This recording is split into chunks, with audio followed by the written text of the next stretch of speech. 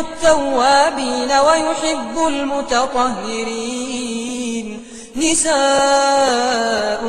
حرث لكم فأتوا حرثكم أنى شئتم وقدموا لأنفسكم واتقوا الله واعلموا أنكم ملاقوه وبشر المؤمنين. ولا تجعلوا الله عرضة لأيمانكم أن تبروا وتتقوا وتصلحوا بين الناس والله سميع عليم. لا يؤاخذكم الله باللغو في أيمانكم ولكن يؤاخذكم بما كسبت قلوبكم والله غفور حليم. للذين يؤلون من نسائهم تربص 4 أشهر فإن فاءوا فإن الله غفور رحيم. وإن عزموا الطلاق فإن الله سميع عليم.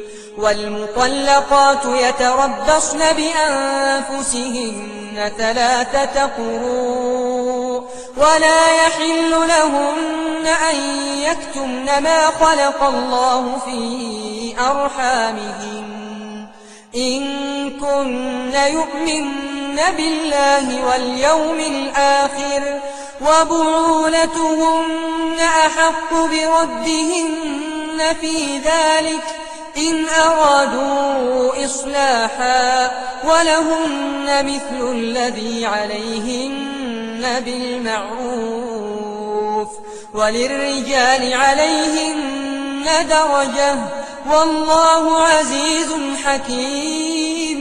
الطلاق 2 فإمساك بمعروف أو تسريح بإحسان. ولا يحل لكم أن تأخذوا مما آتيتموهن شيئا إلا أن يخافا ألا يقيما حدود الله.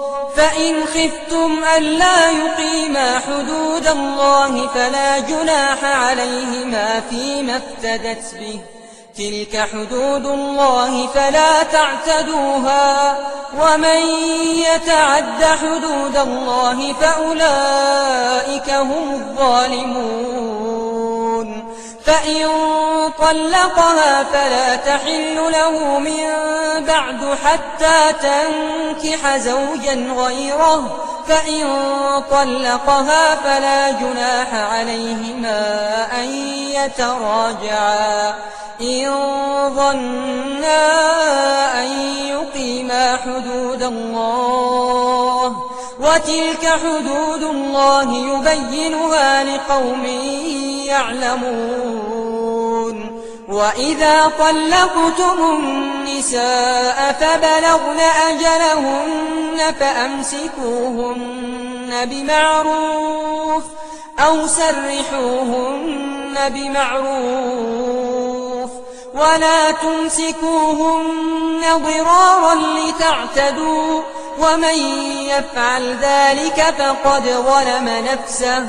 ولا تتخذوا آيات الله هزوا واذكروا نعمة الله عليكم وما أنزل عليكم من الكتاب والحكمة يعظكم به واتقوا الله واعلموا أن الله بكل شيء عليم. وإذا طلقتم النساء فبلغن أجلهن فلا تعضلوهن أن ينكحن أزواجهن إذا تراضوا بينهم بالمعروف. ذلك يوعظ به من كان منكم يؤمن بالله واليوم الآخر. ذلكم أزكى لكم وأطهر والله يعلم وأنتم لا تعلمون. والوالدات يرضعن أولادهن حولين كاملين لمن أراد أن يتم الرضاعة وعلى المولود له رزقهن وكسوتهن بالمعروف لا تكلف نفس إلا وسعها لا تضار والدة بولدها ولا مولود له بولده وعلى الوارث مثل ذلك فإن أرادا فصالا عن تراض منهما وتشاور فلا جناح عليهما وإن أردتم أن تسترضعوا أولادكم فلا جناح عليكم إذا سلمتم ما آتيتم بالمعروف واتقوا الله